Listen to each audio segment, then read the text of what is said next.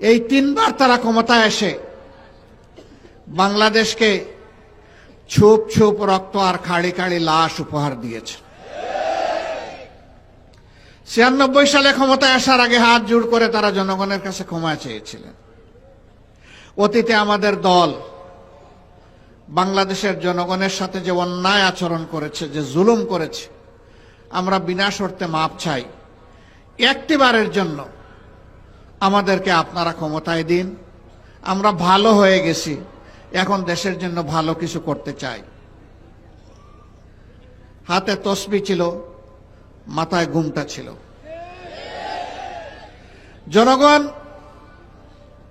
সহজ সরলভাবে ধারণা করেছিল তাদের মানসিকতার পরিবর্তন হয়েছে, কিন্তু না।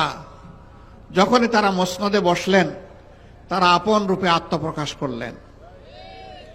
আপনাদের মনে থাকার কথা, তৎকালীন প্রধানমন্ত্রী চট্টগ্রামে গিয়ে বলেছিলেন, চট্টগ্রামের নেতাদেরকে তিরস্কার করে, একটা হত্যাকাণ্ডের ঘটনাকে কেন্দ্র করে, তোমরা কি হাতে চুড়ি পরে বসে আছো?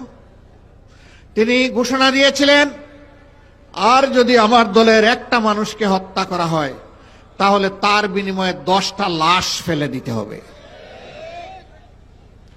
এই ছিল একজন প্রধানমন্ত্রীর দায়িত্ব জ্ঞানহীন হুঙ্কার, আস্ফালন। তারা তাই করেছিলেন। সেই সময়টা খালে বিলে, নদীতে, নালায়, জঙ্গলে, হাটে মাঠে সর্বত্র মানুষের টুকরা টুকরা লাশ পাওয়া যেত। এরপরে জনগণের দ্বারা তারা প্রত্যাখ্যাত হলেন।